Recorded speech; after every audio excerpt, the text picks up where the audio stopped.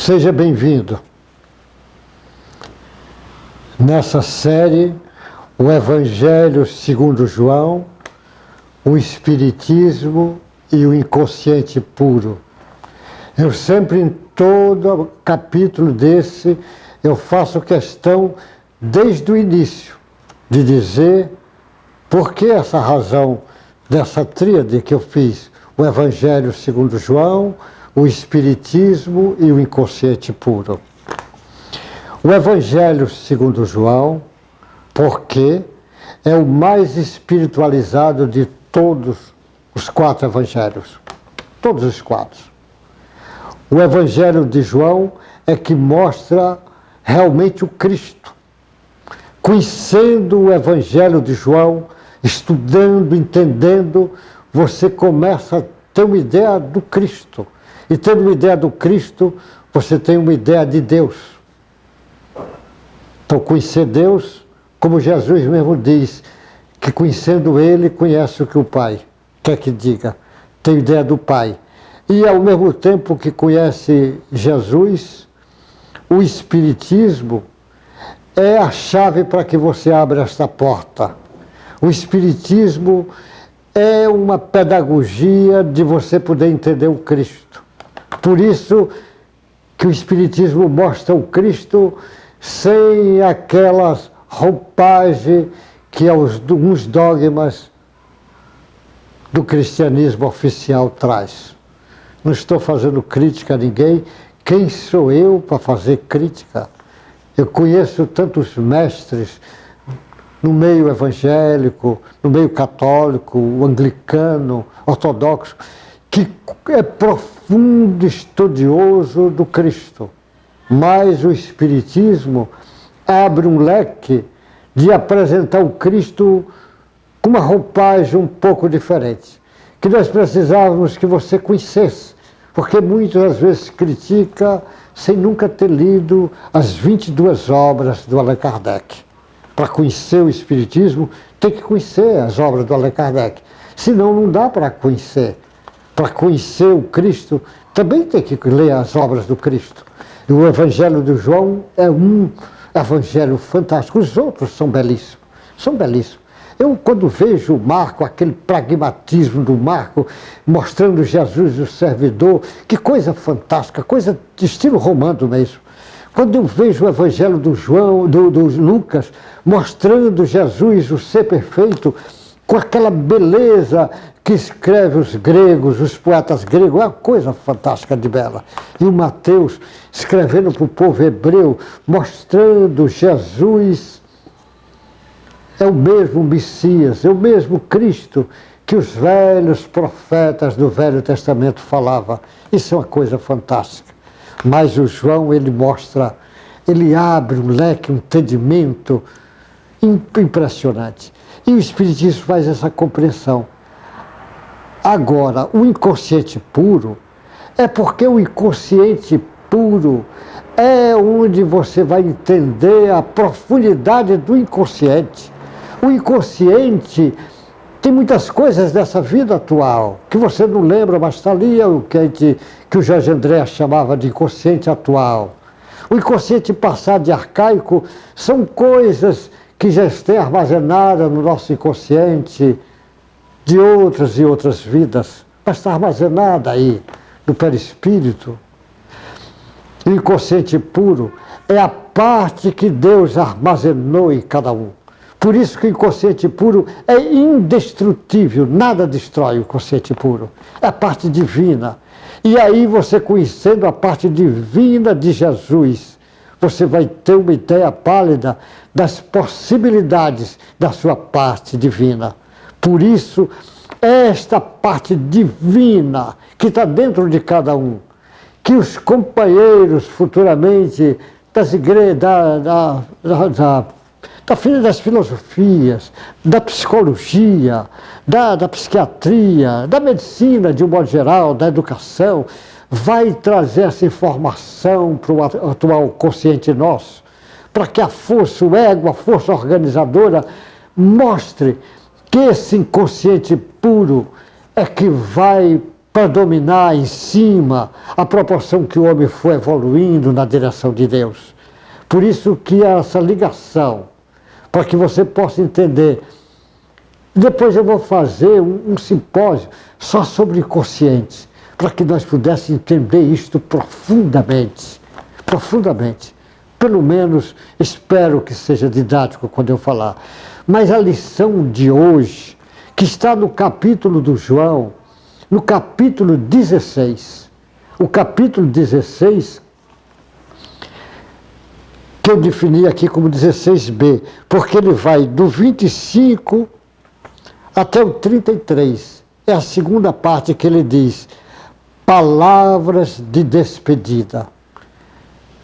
Imagine, Jesus viveu 3 anos com aqueles discípulos. Tinha ensinado ao povo uma quantidade de coisas que João mostra até o capítulo 13.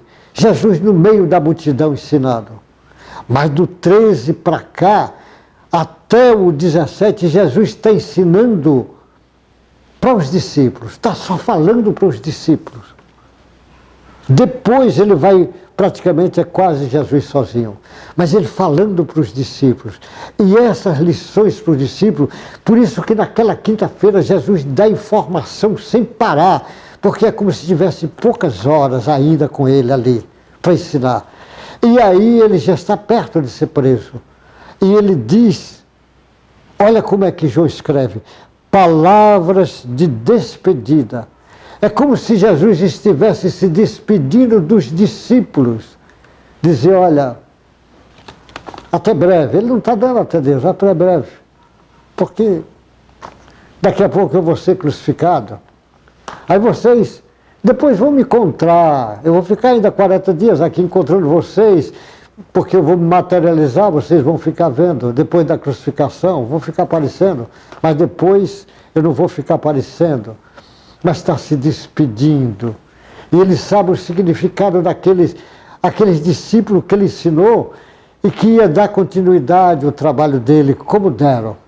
Como fizeram um trabalho gigante, todos eles, todos os discípulos de Jesus, fizeram um trabalho gigante. E ele ali estava se despedindo, como se estivesse despedindo daqueles filhos queridos dele, irmãos queridos, os alunos que vai dar continuidade aos ensinamentos do Mestre. E o João escreve palavras de despedidas. Olha como ele fica imaginando a cena ali naquela quinta-feira, Jesus falando com eles, se despedindo deles, dizendo, porque ele já tinha dito bastante coisa, estas coisas vos tenho dito por meio de figuras.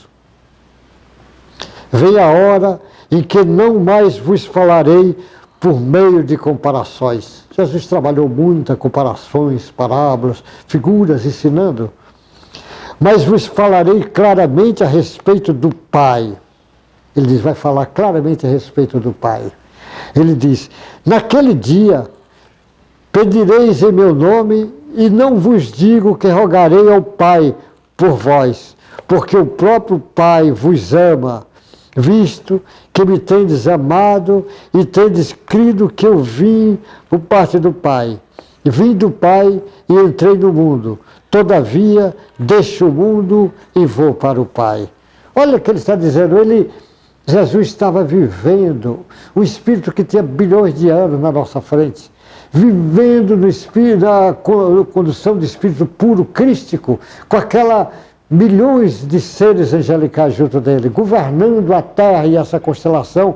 E Jesus, ele encarnou aqui na Terra para ensinar, para servir de modelo e guia.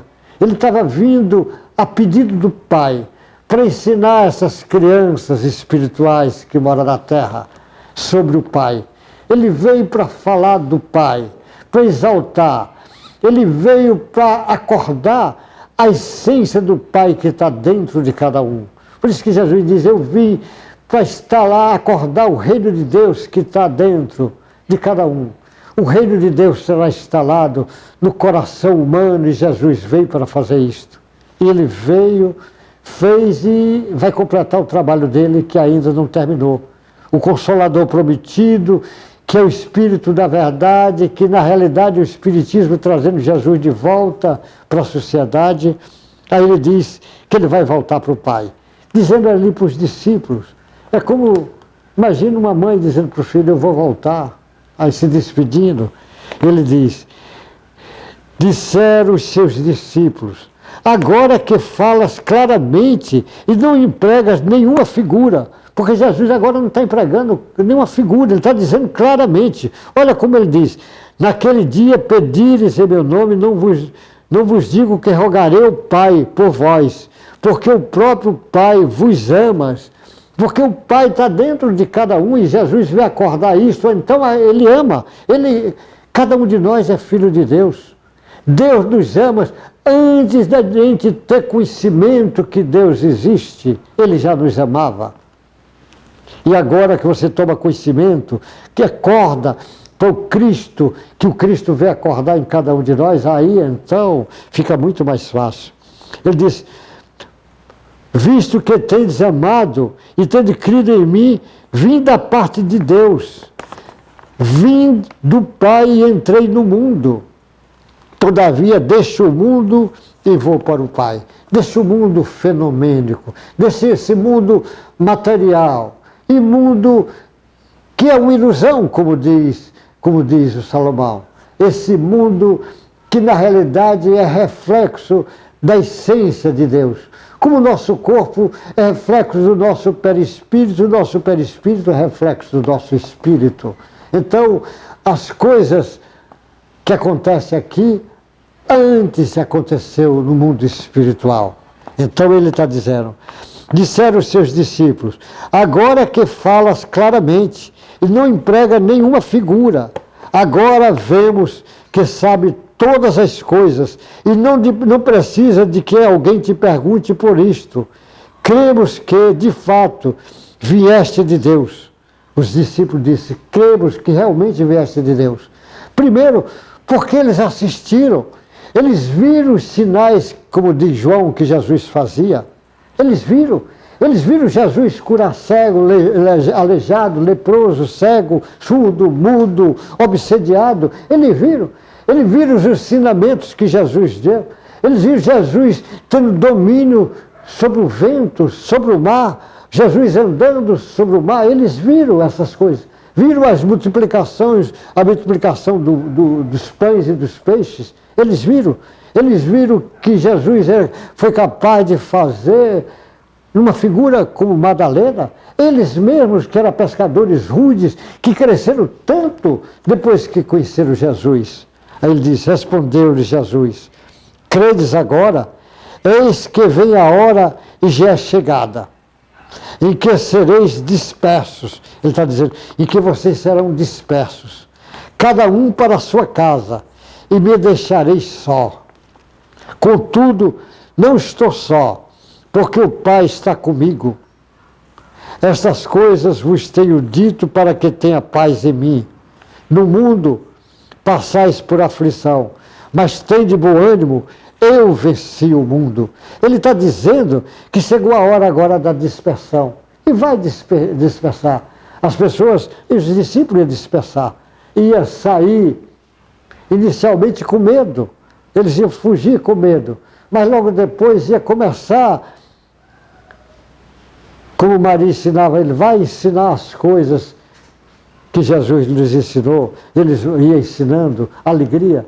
Amai-vos uns aos outros, como ele vos amei. Aí ele vai ensinando e eles foram levando e sentia as dificuldades, porque ia sofrer perseguições por causa do Cristo.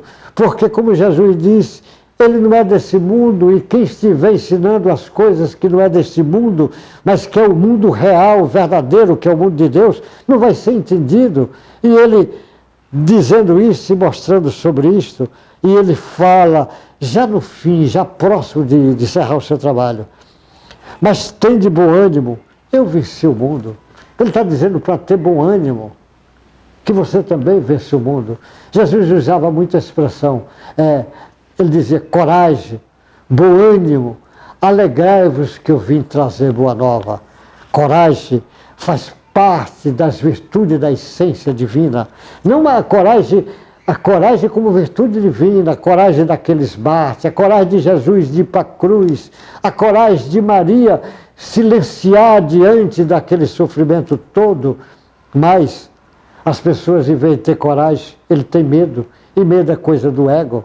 Jesus falava, tenham bom ânimo, e as pessoas têm desânimos. Alegrai-vos que eu vim trazer a boa nova, e as pessoas se entristecem. Quando ele mandava alegrar, que ele veio trazer a boa nova, ele dizia, eu venci o mundo.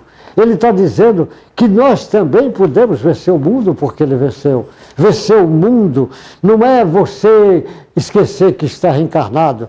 Você está reencarnado, você precisa cuidar da família, precisa trabalhar, precisa progredir, precisa as coisas materiais para a sua vida, mas precisa valorizar mais as coisas espirituais.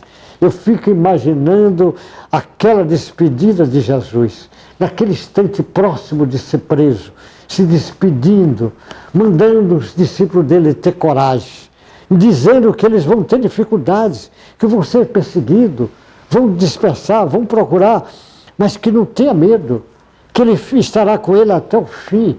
É por isso que cada um que sabe que a essência divina está dentro dele, que ele tem Deus dentro dele, que ele tem Jesus como modelo e como guia, e ele vai nessa direção, ele tem mais paciência na hora da prova ou da expiação, das dificuldades.